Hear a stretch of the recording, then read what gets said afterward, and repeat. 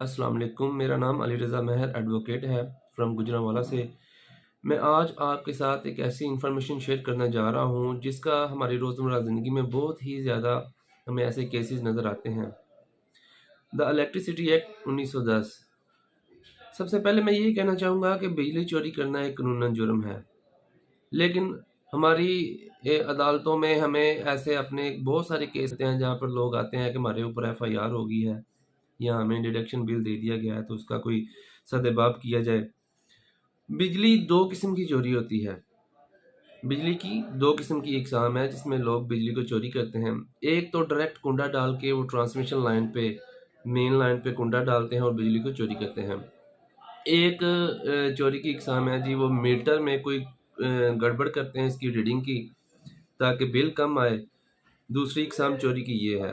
दोनों ही गलत हैं। बिजली चोरी करना एक कानूनन जुर्म है, उसकी सज़ा मिलनी चाहिए। लेकिन इन दोनों सूरतों हाल में अगर वापडा वाले आपको कोई डिडक्शन बिल भेज देते हैं, जो कि आप समझते हैं कि ये मेरी औकात से, मेरी बसात से ज़्यादा है, इतना नहीं होना चाहिए था, तो उन डिडक्शन बिल्स को कहाँ पे आप चैलेंज कर सकते हैं? अगर तो बिजली आपने ट्रांसमिशन लाइन से डायरेक्ट चोरी की है, कुंडा डाल के, तो ऐसी चोरी की हुई बिजली पर जो डिडक्शन बिल आता है, उसे सिविल कोर्ट्स में चैलेंज किया जाएगा।